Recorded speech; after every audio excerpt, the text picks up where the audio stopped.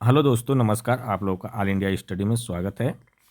आइए आज हम पढ़ेंगे सीटेट में पेपर नंबर 2 हिस्ट्री, जो अति महत्वपूर्ण होने वाला सेशन है। आप लोग जरूर देखिए, कहीं जाइएगा मत। तो प्रश्न नंबर 1 है, एक गृहस्थ व्यक्ति मोक्ष प्राप्त करना चाहता है लेकिन कठोर तपस्या करने में असमर्थ है। उसके लिए कौन सा मार्ग सबसे अधिक उपयुक्त माना जाएगा?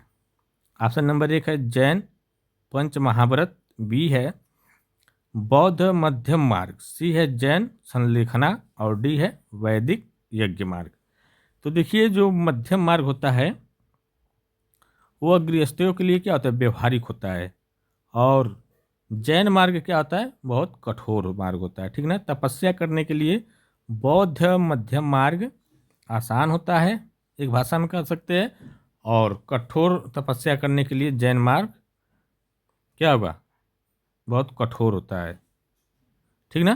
तो इसलिए गृहस्थ व्यक्ति है, गृह को भी संभालना है, घर को भी संभालना, तो उसको बौद्ध मध्यम मार्ग को अपनाना पड़ेगा। ठीक ना। तो ऑप्शन नंबर बी करेक्ट हो जाएगा। अब प्रश्न नंबर 2 देखते हैं। निम्न में कौन सा कथन बौद्ध निर्वाण और जैन कैवल्य के बीच मूल अंतर को सबसे स्पष्ट करता है?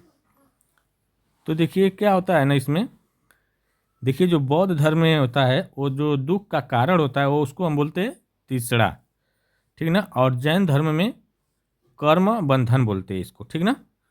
तो इसका जो सही जवाब क्या हो जाएगा, निर्वाण, मतलब बौद्ध मतलब निर्वाण हो गया। ठीक ना। निर्वाण तीसरा के अंत से जुड़ा है और कैवल्य कर्म बंधन मुक्ति से। ठीक ना। तो इसका सही जवाब हो जाएगा ऑप्शन नंबर सी। अब प्रश्न नंबर 3 देखते हैं। बौद्ध धर्म में भिक्षु संघ को लोकतांत्रिक संस्था क्यों कहा जाता है? तो ऑप्शन नंबर 1 है राजा द्वारा नियंत्रित, बी है निर्णय सामूहिक सहमति से, और सी है केवल भिक्षुकों के लिए, और डी है कर मुक्त व्यवस्था। देखिए, लोकतांत्रिक संस्था का मतलब होता है जो संघ में होते हैं वह क्या करते हैं, जो निर्णय भी कोई भी निर्णय होता है वह संघ के माध्यम से, सभा के माध्यम से होता है। ठीक ना। तो इसका मतलब क्या हो जाएगा, सभा का मतलब क्या हो जाएगा, समूह।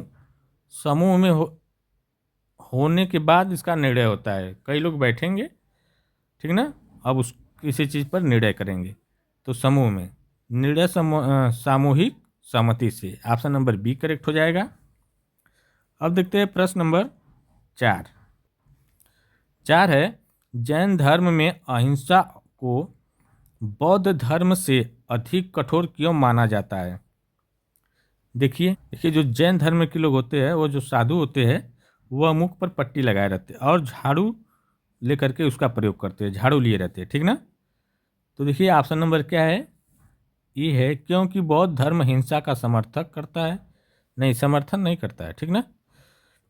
दूसरा है बी वाला, क्योंकि जैन धर्म मानसिक हिंसा को नहीं मानता, ये भी गलत।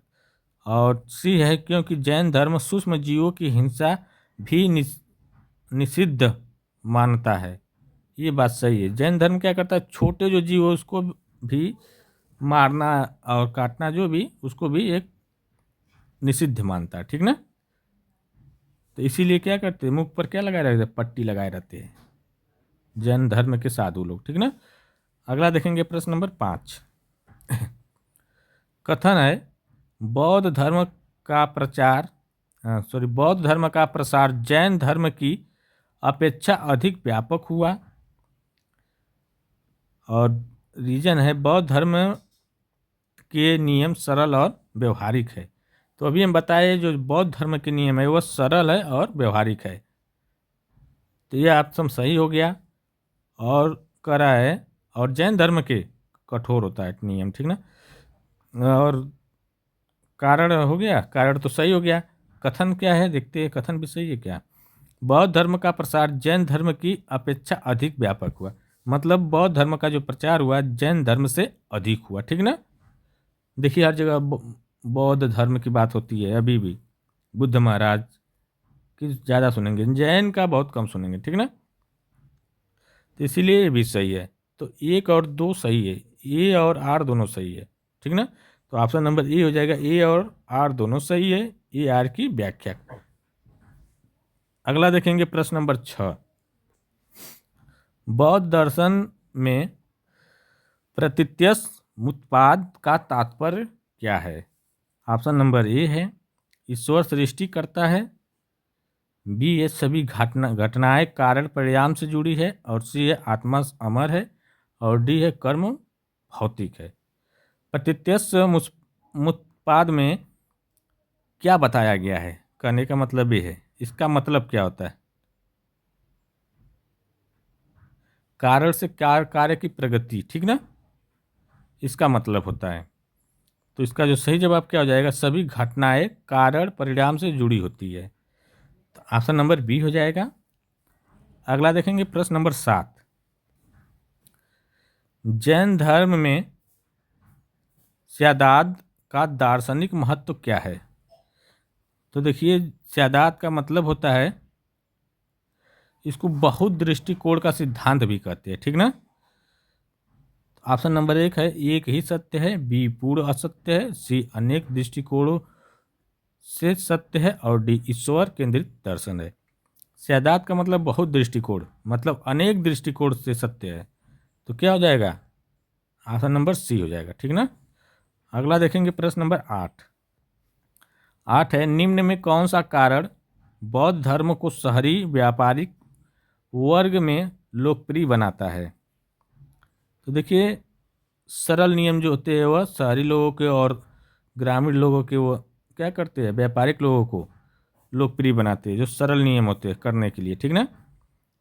तो देखिए, इसका सही जवाब कहाँ? यहीं से हो गया, सरल नैतिक आचार और संघ व्यवस्था। ऑप्शन नंबर सी हो जाएगा, ठीक ना।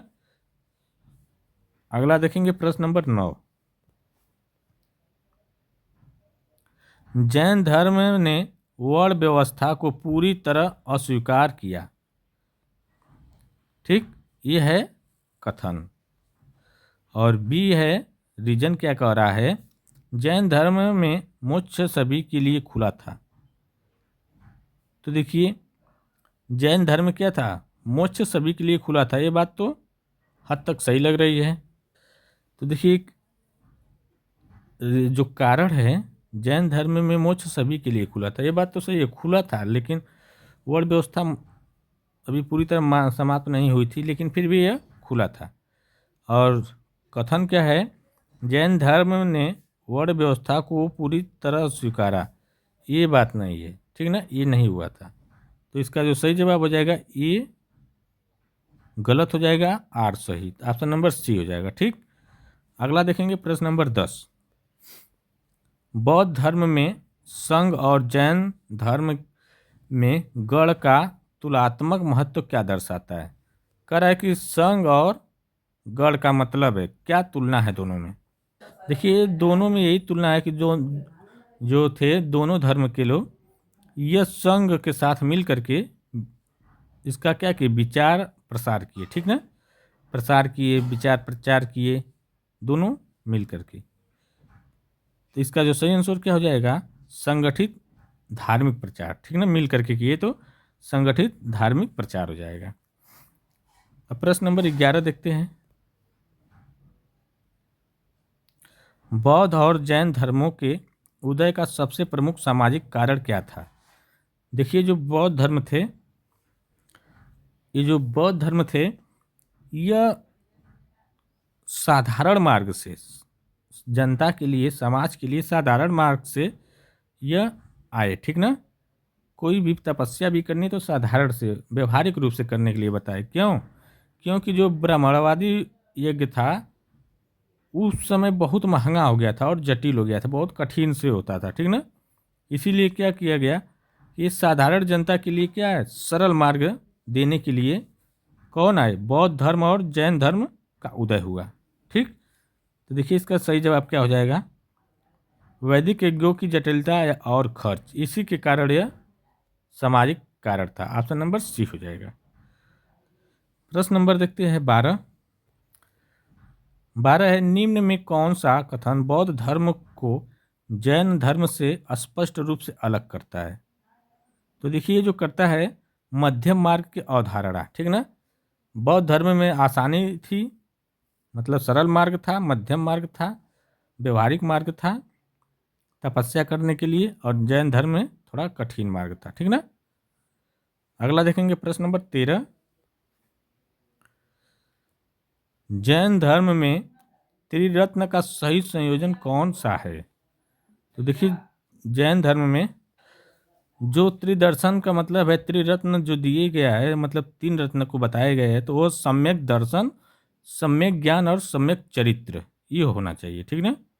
इसका सही जवाब है ऑप्शन नंबर बी। प्रश्न नंबर 14 देखेंगे। बौद्ध बुद्ध द्वारा दुख को सार्वभौमिक सत्य क्यों माना गया? देखिए बुद्ध द्वारा जो दुख को सार्वभौमिक सत्य माना गया इसलिए क्योंकि जो 4 आर्य सत्यों में तीसरा को दुख कारण बताया गया था, ठीक ना। 4 आर्य जो सत्य थे उसमें दुख को बताया गया था। तो इसका जो सही जवाब हो जाएगा ऑप्शन नंबर सी, क्योंकि इच्छा और तीसरा दुख का मूल है। 4 वर्ड है ना, इच्छा तीसरा मतलब, ठीक। प्रश्न नंबर 15 है, कहाँ गए?